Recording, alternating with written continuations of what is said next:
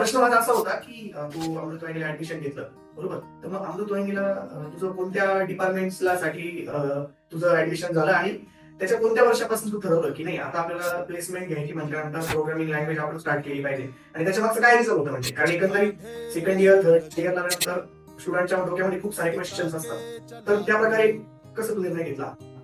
Offline चालू झाला आणि आम्ही सर्व कॉलेजला आलो तर तेव्हा प्रॅक्टिकल एक्झाम्स वगैरे चालू झाल्या होत्या आमच्या. तर त्यात एक प्रोग्राम होता, पहिलाच प्रोग्राम होता लिंक लिस्टचा है ना.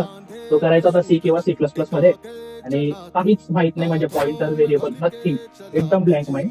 त्याच्यामध्ये ते चालू केलं करू. आता पहिलं प्रोग्राम मी जेव्हा लिंक लिस्टचा केलं तेव्हा कळालं की हा म्हणजे बॅकएंडला ऍक्टिव्हिटी कशा वर्क होता, नेमकं सी काय C++ काय. त्यांचे जे फाउंडर्स होते लँग्वेजेसचे त्यांचं थोडं इन्फॉर्मेशन बघितली युट्यूबला. मग एक मजा आली की नाही, जसं मी बोललो की प्लेसमेंटचं सीझन चालू होणार होता, एकच वर्ष हातात होतं, थर्ड इयर फोर्थ इयरला प्लेसमेंट चालू होत्या.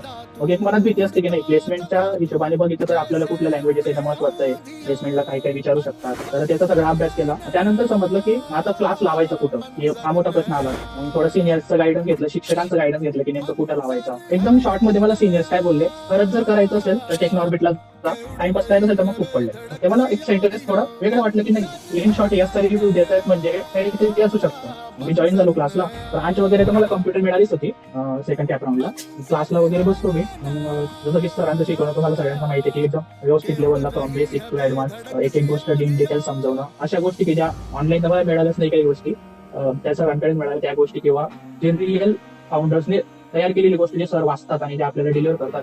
तिथून मग C++, डेटा स्ट्रक्चर, मग कोर जावा जॉईन केलं सरांचं, ते सरले JSP वगैरे. ती जर्नी सुरुवात झाली पूर्ण. सरांनी खूप सपोर्ट केला. म्हणजे मी 2 ते 3 बॅच केले सरांकडे, 11, 12 आणि 13. एक बॅच मी सरांकडे केलं.